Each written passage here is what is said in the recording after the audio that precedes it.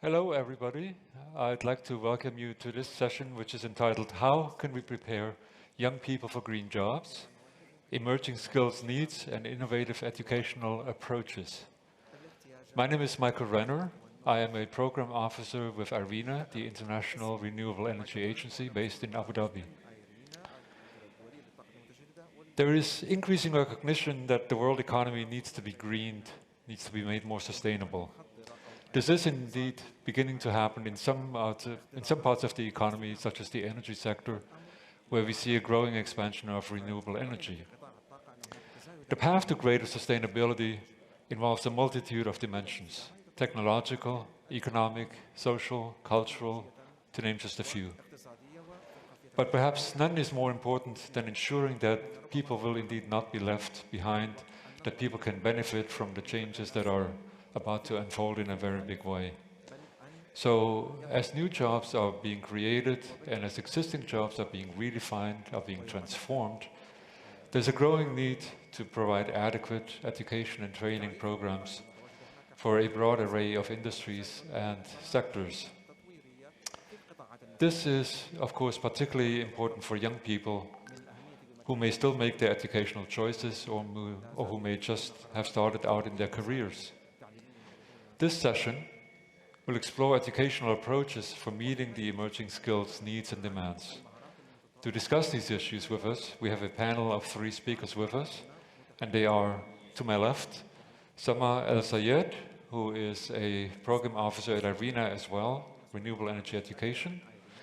We have, joining virtually, Vivek Singh, who is the head of portfolio, employment, and entrepreneurship with the IKEA Foundation.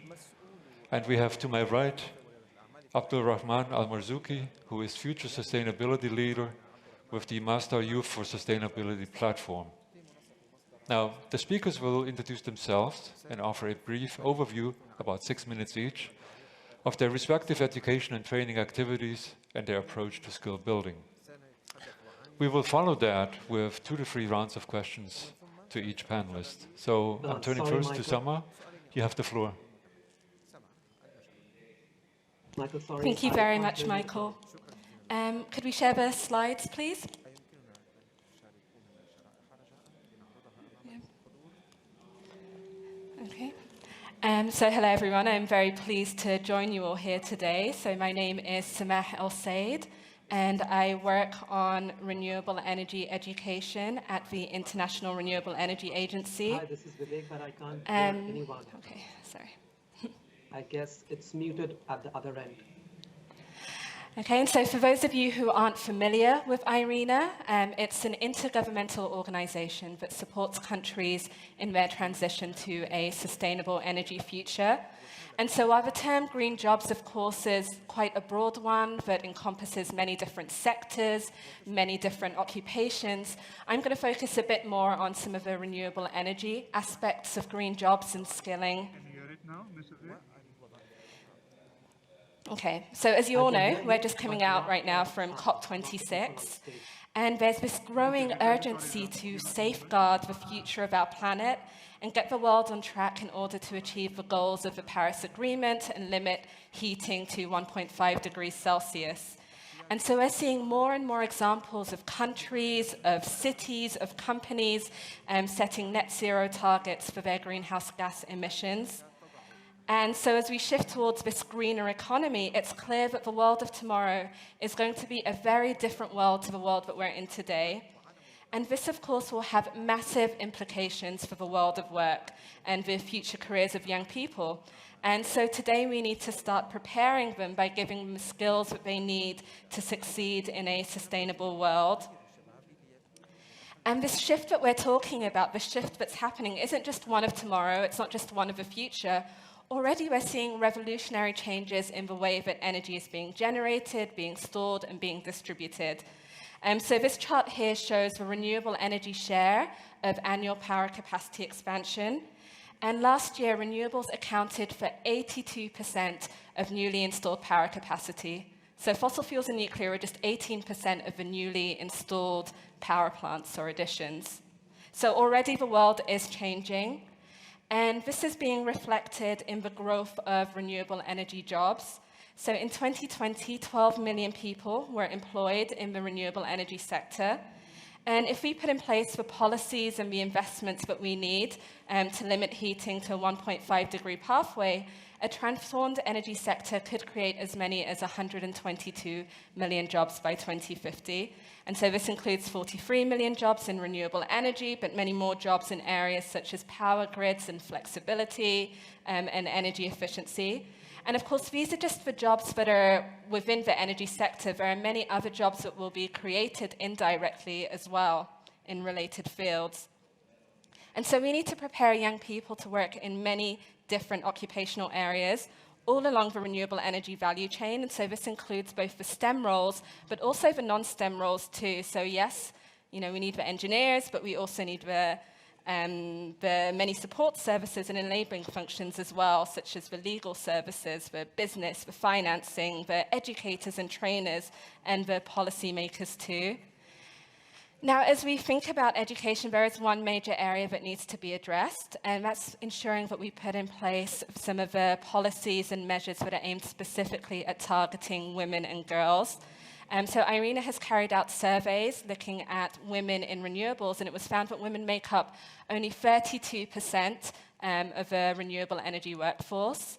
And so, yes, this is better than the 21% in the oil and gas industry, the 22%, in the oil and gas industry. But there's still a long way to go to achieving gender parity. And when we look at some subsectors, such as wind, it was found that women represent only 21%, so an even lower value. And specifically, when we look at the STEM roles, women there are also, again, underrepresented. So women make up 28% of the STEM roles in the renewable energy sector. And so we do need targeted education and policy measures for addressing some of these disparities, including targeted scholarships and mentorship programs aimed specifically at women and girls. Okay, so when we talk about education and skilling for achieving the energy transition, there are two main objectives that we're really thinking about. So on the one side, we want to build a transition workforce. So this is the workforce that I've been talking about so far. And there's no way that countries can, of course, meet some of these ambitious targets that I mentioned without having in place the required human resource capacity.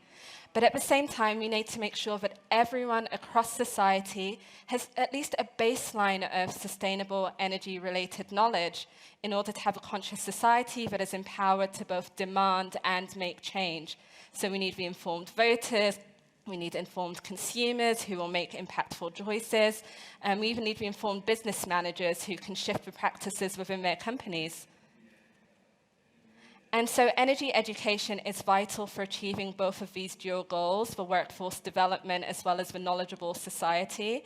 And we need both formal and non-formal education measures, so ranging from primary and secondary schools to higher education, vocational education, on-the-job training, as well as professional development to achieve this. And so IRENA works on education and skills from a number of different angles. So this includes some of the analytical reports, where I mentioned some of our findings earlier. And we also have programs that specifically target young people, such as virtual trainings and our youth forum. And we work closely with youth constituencies. And we've also worked with international partners to bring together key stakeholders to explore best practices for the energy transition. And one of our most exciting projects that I wanted to mention is a pilot initiative that we're working on with the UAE Ministry of Education here in the United Arab Emirates to develop a new renewable energy curriculum to be integrated across the national curriculum for all public schools in the country, so all the way from early education all the way to 12th grade. And this is an activity that we're eventually hoping to adapt for other countries that are looking to show that their education is fit for the future as well. And so I look forward to expanding on some of these points later on during our panel discussion. Thank you, Michael. Okay.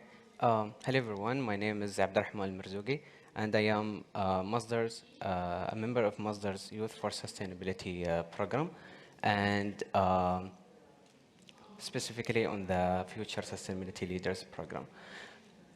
A little bit about my background. I graduated from University of Arizona with a chemical engineering bachelor's, and I am currently working on and pursuing my master's in engineering systems and management at Khalifa University. My passionate to sustainability went back to my undergraduate studies, where I worked on projects that related to sustainability and renewable energy. I'm also a private pilot and a scuba diver. So the reason why I went to this totally different path is because I'm a person who thinking about things from different perspectives. So you always being curious, like how is things like can be if you shift your career or you shift or you do something different from what you are studying. So I thought about doing that on my senior year of my undergrad, and it took me about a year to get my private pilot license. And you know, it's really nice to see the places from the sky and to see things how it's look like. So I thought about like being a scuba diver to see how it's the life under the water, and doing all of these stuff helped me to have a whole idea that I want to do something that to be able to save the environment at the end. So seeing the ocean from the sky, and then dive under the water and see how it's the marine life there. It's really give me and encourage me that I need to do something that save the environment and to save the work on project that working on saving the climate change problems. I'm also active with the environmental agencies to save or to clean up the mangrove and the national parks, where we are volunteers that usually meet once a month so that we can do something for our society. So to talk more about the Youth for Sustainability program. Youth for Sustainability program is a program, it's an initiative by Masdar, and it's under the supervision of Sheikh Khalid bin Mohammed bin Zayed Al Nahyan.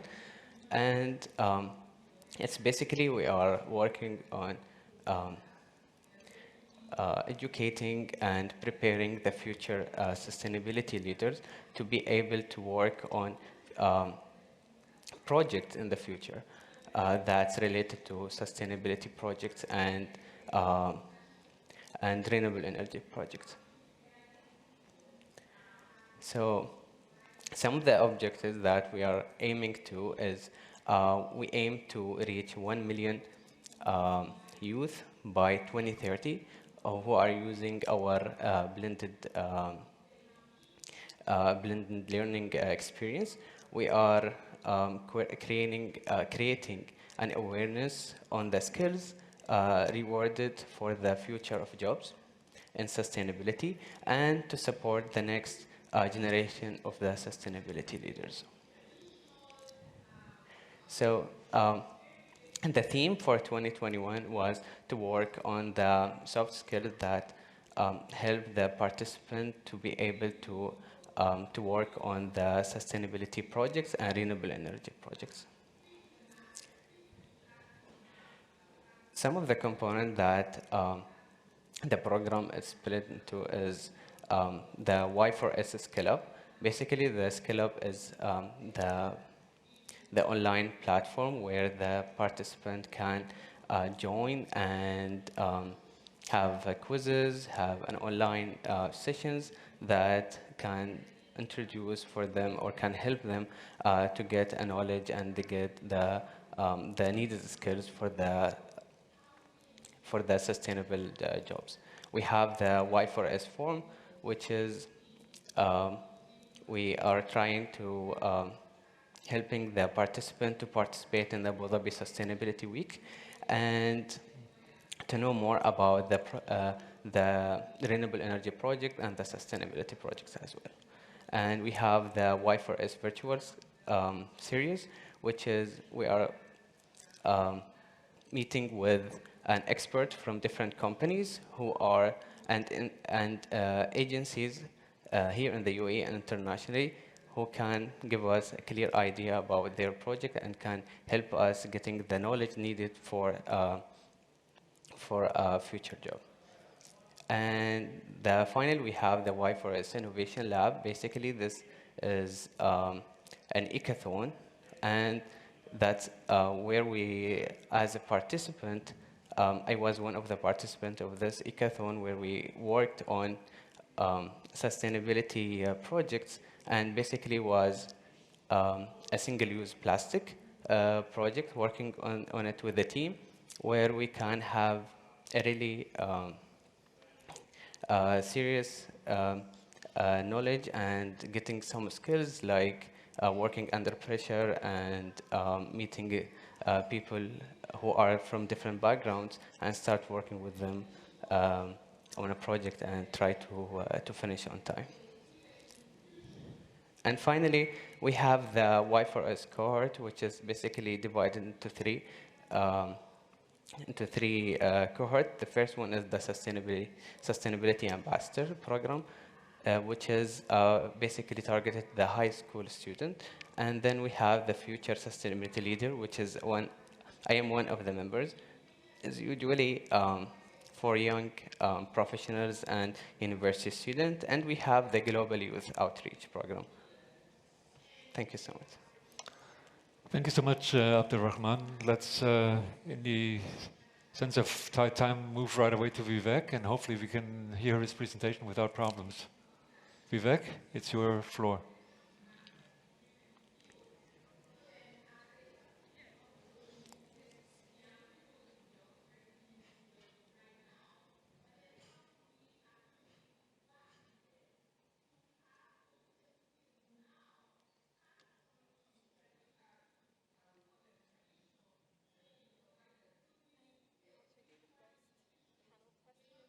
Yeah, because we can't.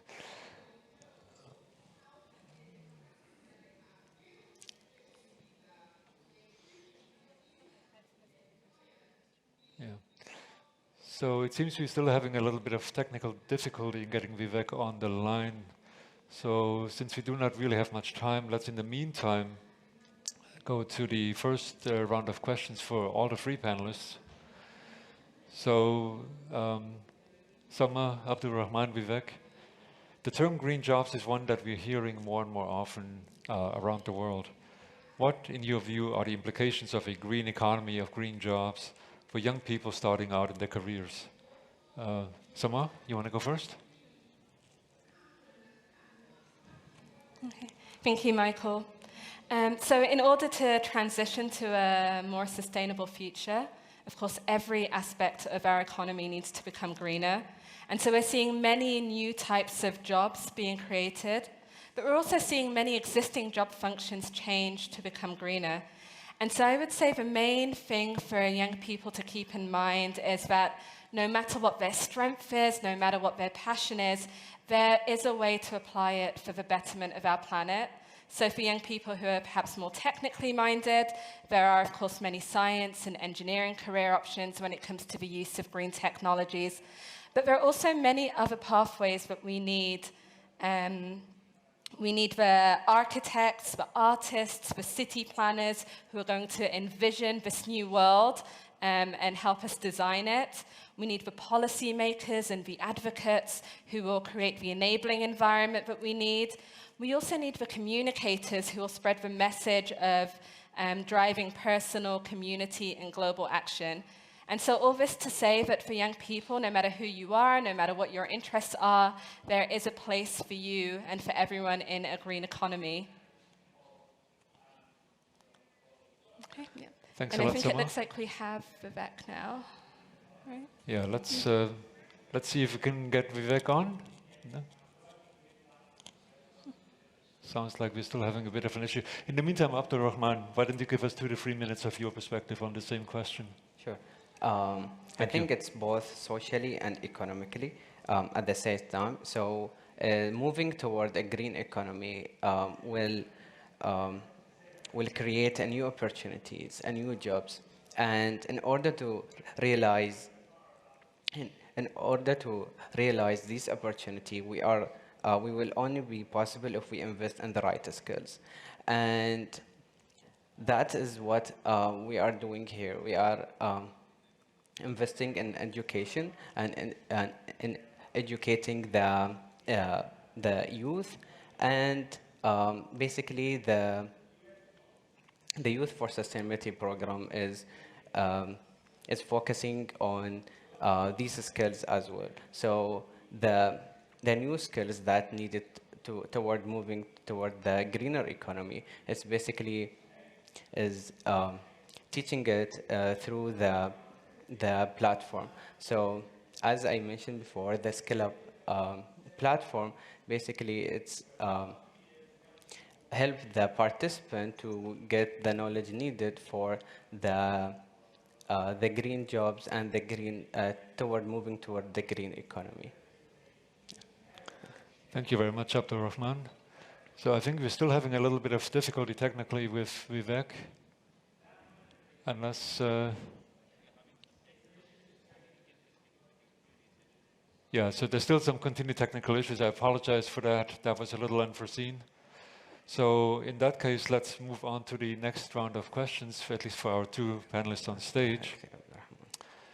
And so the question is, how can education and training programs build the skills needed for young people to succeed in a green or greening economy?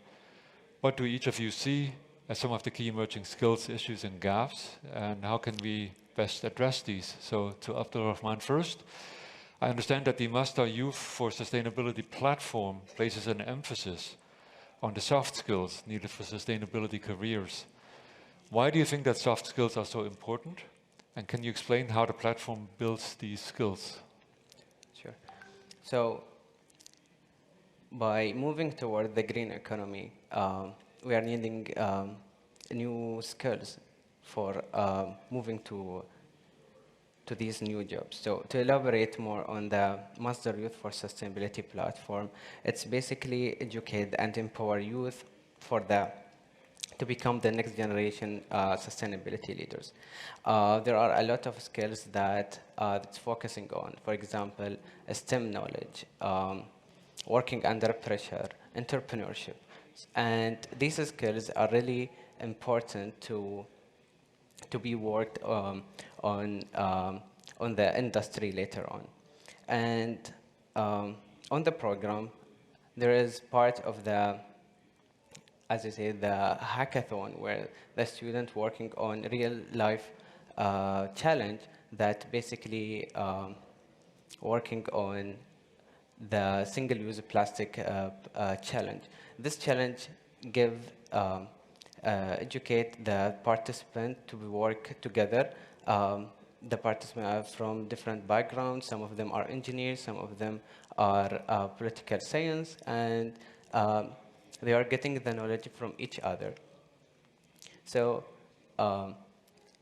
it's the platform really help the participants, and I think that the needed skills that can be get from participating through these kind of challenges and doing these project, it's really important for the youth, and it's also really important for them because it can help them in the future to choose the right path for them. Because like without getting the skills, it will be basically hard for them to be like knowing what they want and what they want to do like in the future. Thank you, Abdulrahman. So you mentioned engineers, and clearly engineers of various types, of various kinds, are important already in the existing economy, will probably be equally, if not more important, in the greener economy. In your platform, are there particular industries or particular sectors that you look at very closely, or you look across the board? Can you tell us a little bit about that? So there are basically the environmental agencies, and we are working with Abu Dhabi Environmental Agency, IRENA, we're working on different companies that focusing on renewable energy and focusing on sustainability projects. So one of them also the IKEA Foundation. So these are the companies that can help us and help the participant in the platform to get the right knowledge of what really the industry is about. So basically, we got a lot of people who talks about certain projects, certain renewable energy things. So basically, this is the participant we have. Thanks very much. So let me now turn to Samah. So can you tell us a little bit, Samah, about what are some of the emerging skills needs that you're seeing in the renewable energy sector, and what role do education systems play in addressing these? Sure. Thank you, Michael. And you can probably take a little bit more time than initially planned, because clearly we have gained a little bit of time because of the technical difficulties with Vivek. Sure. Thank you, Michael. So, I mean, when it comes to the energy sector, there's always rapid innovation that's taking place. And so this, of course, brings with it a constantly evolving set of skills needs. And so I'll go into a few examples of this now. The first is that the shift to renewable energy means that we're moving away from the traditional generation model. So traditionally, you have a big power utility that is monopolizing the energy supply. Now there's almost a democratization of energy, which can create many opportunities for smaller players to get involved in the sector. And so innovation skills, entrepreneurship skills will be especially important, not only when it comes to developing and improving on technologies, but also in terms of innovative new business models and ways of delivering energy services. Now, as I mentioned earlier, we also need to develop the human resource capacity to achieve some of these ambitious targets, such as, these net zero targets that countries are setting. And so many countries, for example, have now set targets to shift towards the use of electric vehicles. And so this means that we need to ramp up the number of people who are trained to work in this sector. So the people who are manufacturing the vehicles, the people who are developing the batteries, the charging stations. Similarly, in the transport sector, if we want to promote a shift to biofuels, we also need to build some of the skills related to this. Now, quite often we talk about skilling within energy, we tend to focus quite a lot on some of the electricity generation aspects. But we also need to change the way that our buildings are heated and cooled. And so we also need people who have skills in this area. So when it comes to bioenergy, when it comes to geothermal energy, when it comes to the use of heat pumps, for example. Now, when we look specifically at, say, developing countries, the lack of energy access that we're seeing there, then again, education and skilling is key. And we see so many examples around the world of energy projects that fail in the long term because someone has come in from outside of a community, they've put a project in somewhere, they've installed it, and then they left without building any local capacity. So the local community has not been trained to maintain these projects or to replicate these projects and scale them up themselves. And so at some point, something is going to stop working, the project is going to end up failing because no one in the community has been trained to fix it. And so again, developing local capacity, making use of local talents, and there is a lot there, is key. And so particularly the talent and the skills of young people needs to be part of any kind of energy access projects or any project development. And so education and training systems, they really need to evolve to reflect some of these emerging skills needs that I just talked about. And so this is both in terms of the creation of new courses, but also the integration of renewable energy into existing courses and programs. So for example, let's say a business school, they could include a component on energy entrepreneurship and build some of these entrepreneurship and innovation skills that I was talking about earlier. if we have, say, an apprenticeship scheme for HVAC technicians, so vis-a-vis heating, ventilation, and air conditioning technicians, again, there needs to be a renewable energy component in this because the world is changing, and we need to make sure that education is changing as well to keep up. Thank you so much, Samah. That was very interesting. You mentioned the democratization of energy, as it were. You mentioned the need to build local capacities. You hinted in various ways, or more than hinted at, the connections between different sectors and the energy sector itself, right? I mean, all of that, to my mind, speaks or means complexity, right? Yeah. So there is a lot of opportunity there, but I think there's also a need for many, many people to be very informed and very clear.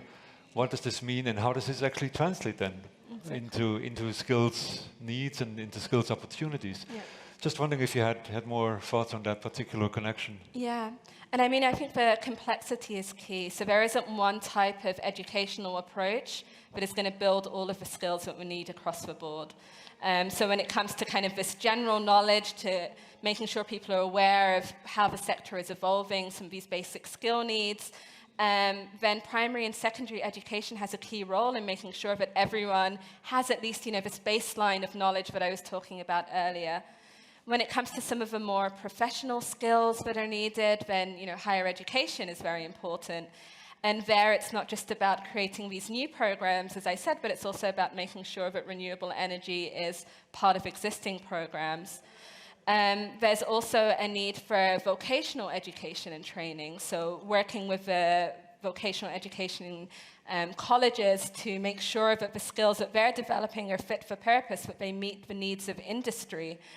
There's a need for professional development and upskilling as well, because, I went to university quite a while ago, I won't say how long ago, but things have changed a lot in this decade or so.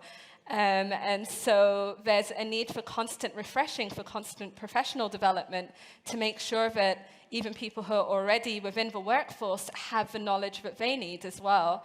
There's a need for upskilling, particularly as we're shifting away from a fossil-based economy to a renewable energy economy. Then there are, of course, workers who are at risk of losing their jobs, who need to retrain, who need to reskill. So again, education and training is key here. When we talk about some of the non-formal education needs as well, so we work quite closely with many different youth initiatives and different youth programs. And they're doing incredible work in terms of raising awareness, of making sure that young people are part of these discussions. And so some of this non-formal education, some of this non-formal training is also, I think, vitally important. So as you said, it's a complex issue. I wish there was a magic wand to say there is one type of education program we need, and if every country does this, then we're skilled for a clean economy. But no, we need to take many different approaches. We need to work on not only the formal education, we need the workplace training and development, we need the non-formal education, and we need all of the different stakeholders to work together to do this as well. Thank you very much, Samah. That was tremendous. So we have about 4 minutes left, I think, on this panel. So we have time for the two remaining panelists to actually... Okay, Vivek is able to join, I think. Yes? How do we... Yeah. So Vivek, go ahead, please. Can you hear me? So yes. How do you, since I'm joining, I'm able to join so late in the session. I don't know how do I contribute to this discussion today. So just let me know. I think it's best if maybe you just talk about some of the work you do in terms of entrepreneurship at the IKEA Foundation. Some of the main points you want people to take away. Since we're really fairly tight on time now. It's really too bad that we couldn't connect you earlier. So please go ahead. And how much time do I have, Michael? I think normally about 2 or 3 minutes, so I think fairly brief is probably good. I apologize. No, that's fine. I understand. I mean, so let me just quickly share about what we do at the IKEA Foundation.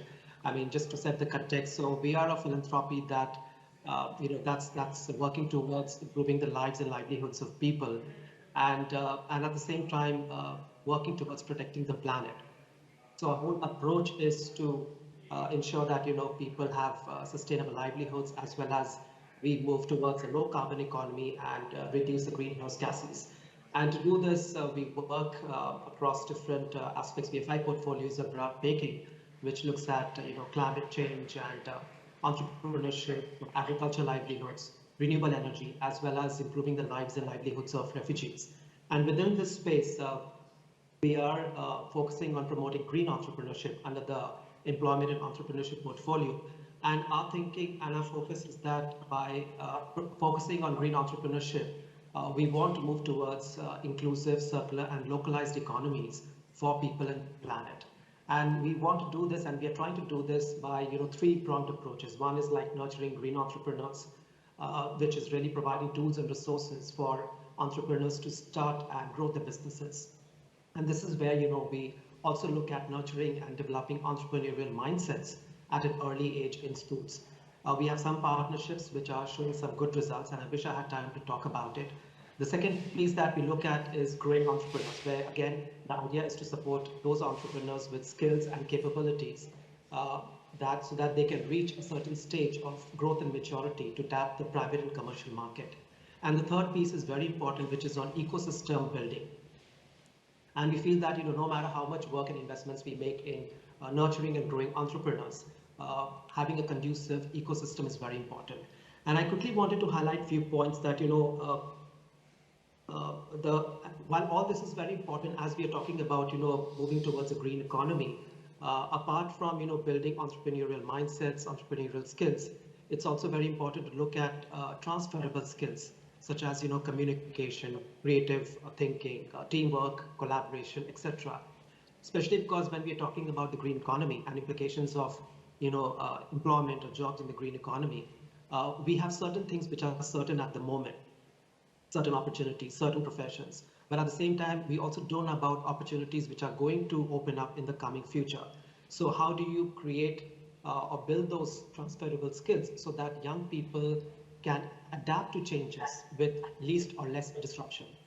So, I think those are the things which I just wanted to flag. And finally, I would say that, sorry, I couldn't hear the conversation at all, but then if we have to really harness the full potential of green economy to create employment opportunities at both pace and scale, then we really need to kind of encourage or get into partnerships with like-minded, mission-driven organizations.